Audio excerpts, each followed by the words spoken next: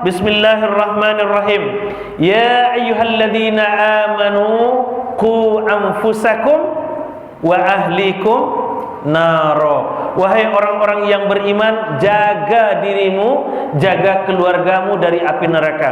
Pak Ibu, saya ingin sampaikan satu konsep.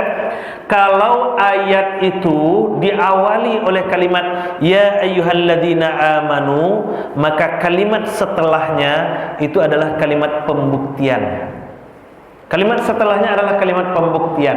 Ya ayyuhalladzina amanu qu anfusakum wa ahlikum naro. Wahai orang-orang yang beriman, kata Allah, buktikan keimananmu itu. Dengan cara apa? Menjaga dirimu dan menjaga keluargamu. Jadi kalau awak tidak mampu menjaga diri awak, awak tidak mampu menjaga keluarga awak, maka iman kita akan dipermasalahkan nantinya. Ini tantangan berat. Ini yang tantangan beratnya. Maka jangan berhenti mendakwahi keluarga, karena keluarga adalah tanggung jawab kita semua. Apalagi kita yang laki-laki, Bapak Ibu, mohon maaf, untuk yang laki-laki kok punya ampe perempuan yang harus kita selamatkan. Siapa itu? Ibu kita, istri kita, saudara-saudara perempuan kita, anak perempuan kita. Kalaupun seandainya awak soleh, awak rajin beribadah, awak rajin kamu saji, awak rajin setiap malam bertahajud, setiap hari khatam Al-Quran 1 juz, setiap hari awak berinfak sedekah, setiap hari awak membantu orang lain, tapi saudara awak sendiri, yang keluarga kita sendiri, ibu kita, istri kita, saudara-saudara perempuan kita, anak-anak perempuan kita mengumbar aurat mereka, Allah haramkan kita menikmati surganya Allah. Allah haramkan, Pak Ibu. Karena apa? Karena itu adalah tanggung jawab kita. Itulah yang disampaikan oleh Rasulullah SAW dalam hadis riwayat Ahmad, nomor hadis 5327. Thalathun qad harramallahu alaihimul jannah. Ada 3 kelompok manusia yang Allah haramkan menikmati surga, dan salah satunya adalah ad-dayyuth. Siapa dayus itu? Wa mad dayus ya Rasulullah? Siapakah dayus itu ya Rasulullah? Ad-dayyuth huwa alladhi yakirru fi ahlihil khabath, yaitu orang-orang yang membiarkan keluarganya terjerumus ke lembah kemaksiatan. Jadi kok nampak anak kamanakanawa bajudi, kok nampak anak kamanakanawa bapacar, kok nampak anak kamanakanawa bergaul bebas, itu adalah tanggung jawab kita semua. Itu adalah tanggung jawab kita semua. Dulu Ambo pernah menulis tuh, mudah-mudahan ada yang membaca. Tahun 2005 balik. Ada bengkel akhlak judulnya waktu itu tuh, Ambo dipublis di harian Haluan waktu itu.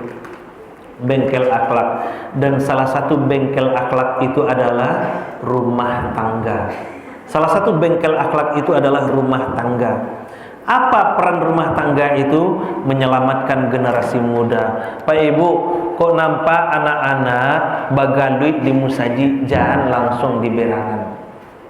Iko adalah orang yang bangga memberangan anak-anak bagaluit di musaji, tapi tidak berani memberangan anak-anak bagaluit di musaji itu.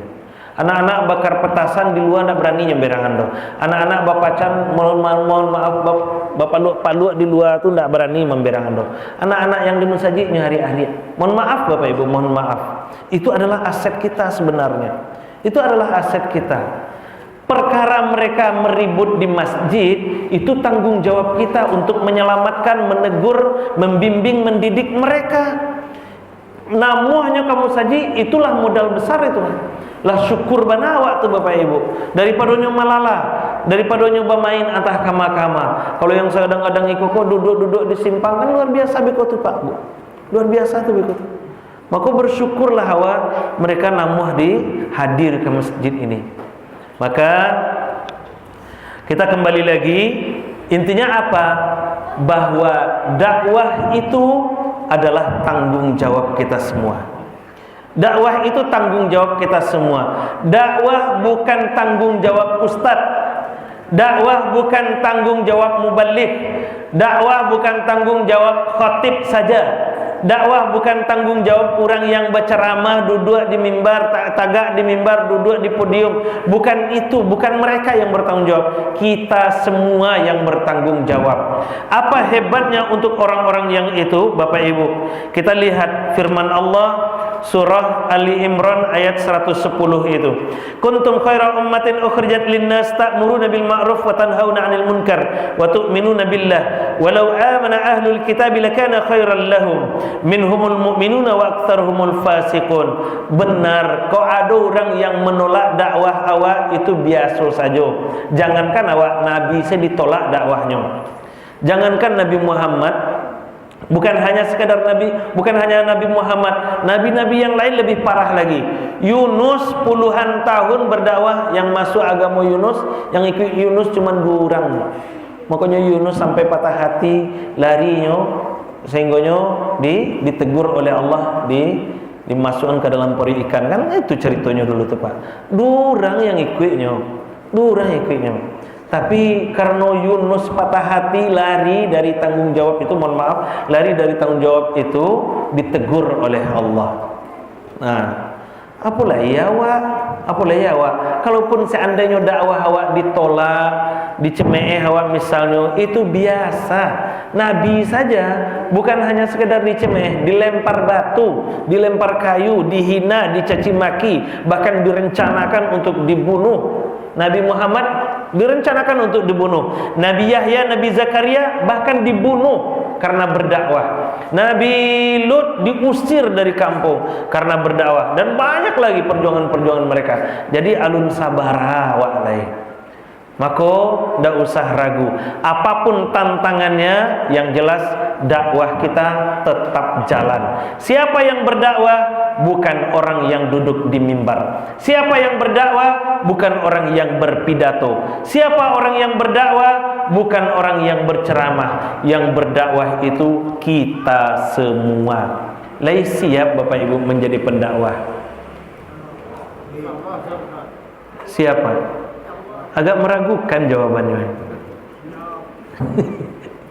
Setidaknya awak mulailah dari keluarga awak dulu.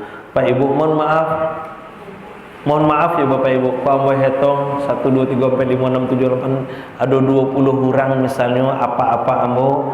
Kalau mengajak masing-masing 1 istri dan 2 anak, itulah bararami musaji awak tu kan. Bararami musaji awak tu Pak. Masing-masing awak membawa istri awak ke musaji, masing-masing istri membawa anak ke musaji. Itu luar biasa rame. Sialah dan kamaramian musaji awak kalau ndak awak lain. Kan tak mungkin orang-orang yang dari Ampang datang ke Siko maramian musaji awak. Orang dari Lubuk Minturun datang ke Siko maramian musaji awak. Orang dari Gunung Pengilun datang ke Siko maramian musaji awak. Orang dari Padang Baru datang ke Siko maramian musaji awak. Malulah awak seharusnya. Awak yang maramian musaji awak tu, awak bangun musaji rancak-rancak, nyaman bantu iko.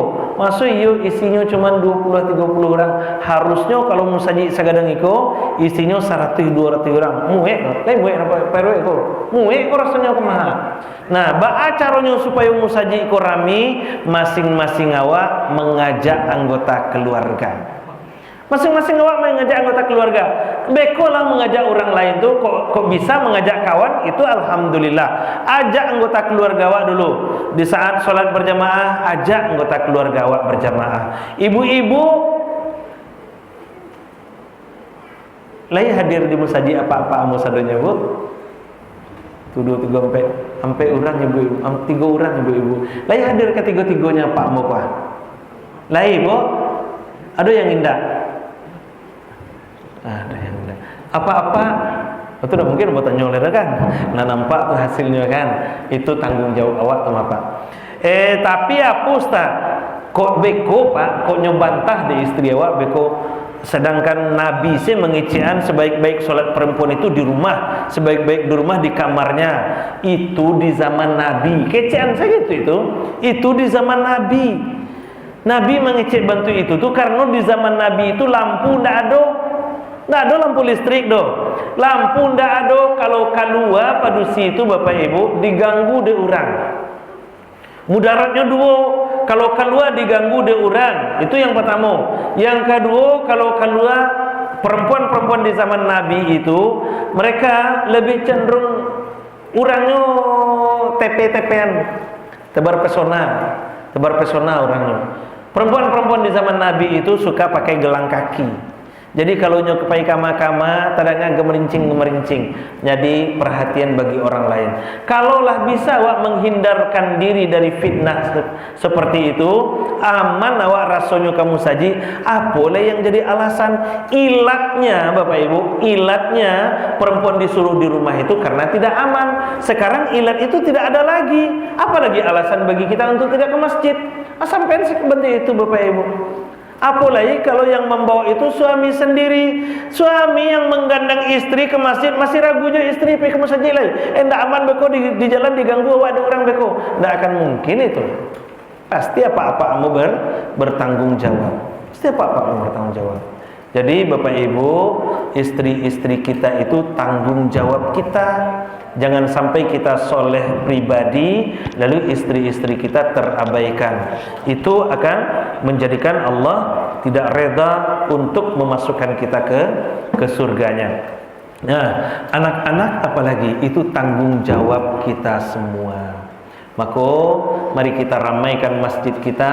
Kalau musajiklah rami, kalau solat berjamaah sama dengan solat Jumat, raminya itu kekuatan yang sangat luar biasa akan terbangun.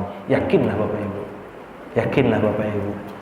Aku kini awak diobo-obo oleh orang-orang kafir itu karena kita tidak bersatu.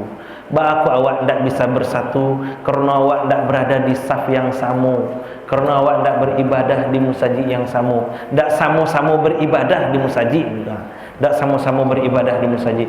Cubalah kalau awak nampakkan persatuan kita, maka mereka tidak akan berani mengganggu kita. Tiangnya sekarang ada di tangan kita. Tiangnya sekarang ada di tangan kita.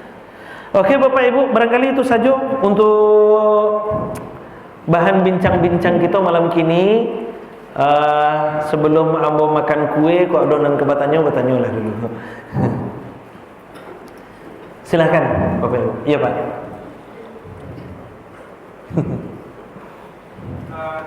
Terima kasih Ustaz. Tadi menarik di poin yang Ustaz.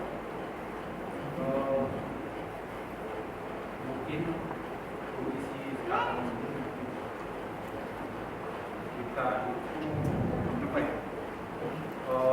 Kita sebagai seorang suami